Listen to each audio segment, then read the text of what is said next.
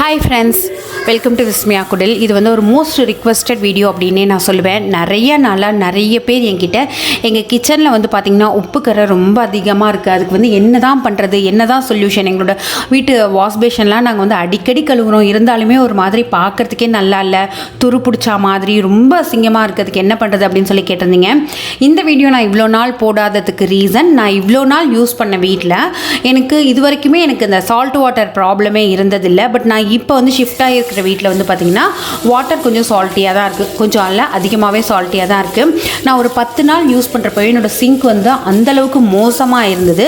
நான் டே 1 இந்த வீட்டுக்கு வரப்போ ரொம்ப அதிகமாக இருந்தது, அதை என்னால் பார்த்துட்ருக்க முடியலன்னு சொல்லிட்டு நான் டக்குன்னு எனக்கு அப்போ வந்து அந்த வீடியோ போடுற ஐடியா இல்லை, க்ளீன் பண்ணணும் அந்த தாட் தான் இருந்ததுனால நான் க்ளீன் பண்ணிவிட்டு அதுக்கப்புறமா 10 நாள் யூஸ் பண்ணியிருக்கேன். எந்த அளவுக்கு மோசமாக இருக்குது அப்படிங்கிறத நீங்கள் இந்த வீடியோவில் பார்க்க முடியும். இந்த வீடியோவோட எண்டில் எந்த அளவுக்கு நல்ல பளபளப்பாக இருக்குது அதுவுமே இந்த வீடியோவில் உங்களால் பார்க்க முடியும். ஸோ இது வந்து ரொம்ப ஈஸி. இதே மெத்தடை வந்து நீங்கள் உங்கள் வீட்டு வாஷ் பேஷன், க்ளாசெட் இந்த மாதிரி எல்லா ஏரியாவுக்குமே வந்து யூஸ் பண்ணிக்கலாம். ரொம்ப எஃபெக்டிவாக இருக்கும். ஷார்ட் டயத்தில் ஒரு 5 மினிட்ஸ்லேயே வந்து நம்ம பெருசாக எந்த ஒரு எஃபர்ட்டுமே போடாமல் ஈஸியாக வந்து க்ளீன் பண்ணிடலாம். இது வந்து நான் வந்து ஒரு 10 நாளாக யூஸ் பண்ணிகிட்ருக்கிற சிங்க் தான்.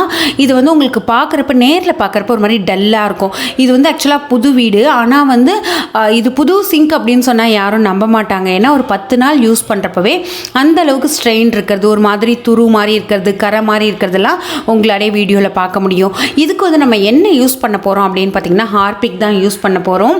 என்ன டாய்லெட்டுக்கு யூஸ் பண்ணுறதப்போ இதுக்கு யூஸ் பண்ணுறோமே அப்படின்னு சொல்லி நினைக்க வேண்டாம். ஏன்னா அதுவும் வந்து ஒரு வகையான ஆசிட் தான், அதை நம்ம டாய்லெட்டுக்கு அதிகமாக யூஸ் பண்ணுறதுனால அந்த ஈஸியான ஒரு ஃபீல் வருது.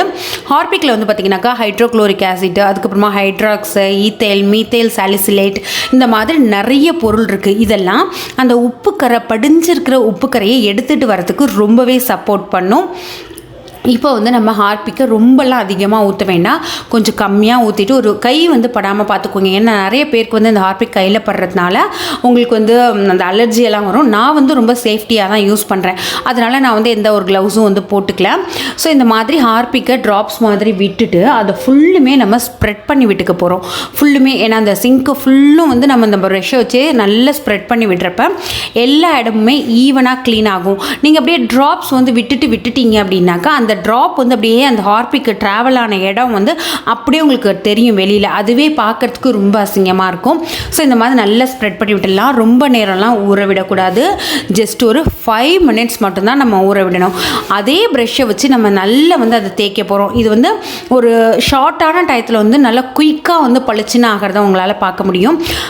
மோர் தென் ஒரு 5 to 6 மினிட்ஸ் வந்து நீங்கள் நல்லா தேய்ச்சி விட்டிங்கனாலே நல்ல பளிச்சுன்னு ஆகிடும். இந்த ப்ராசஸ்லேயே வந்து உங்களுக்கு ஒரு 70% வந்து நல்லாவே க்ளீன் ஆகிடும்.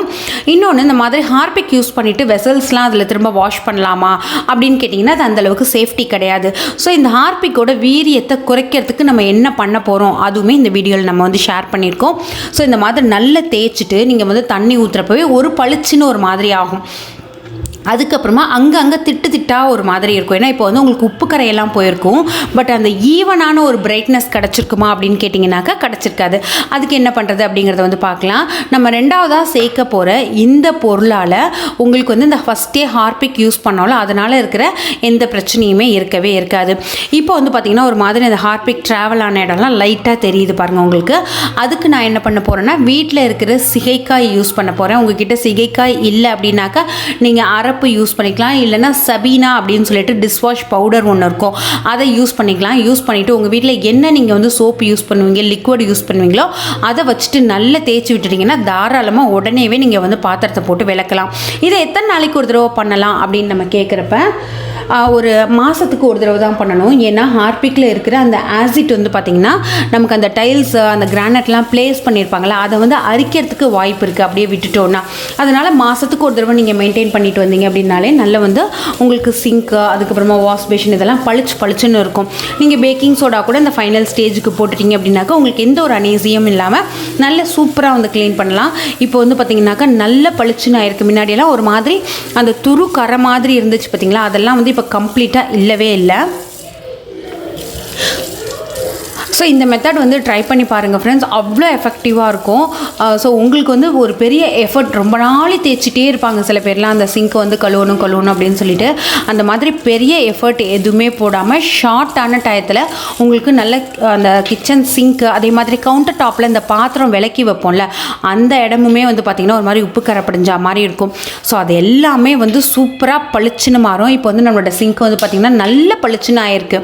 அந்த ஹார்பிக் வந்து நம்ம போட்ட இடம், ட்ராவல் ஆன இடம்லாம் நம்ம பாத்திரம் விளக்க வந்து சரியாயிடும். நல்ல பளன்னு மின்றதை உங்களாலே பார்க்க முடியும். ஸோ ட்ரை பண்ணிவிட்டு எப்படி இருந்தது அப்படின்னு சொல்லிட்டு உங்களோட ஃபீட்பேக் என்னோட ஷேர் பண்ணிக்க மறக்காதீங்க. இதே மாதிரி ஒரு சூப்பர் யூஸ்ஃபுல்லான வீடியோட நான் சீக்கிரமாக உங்களை மீட் பண்ணுறேன். தேங்க்யூ ஃப்ரெண்ட்ஸ், பாய்.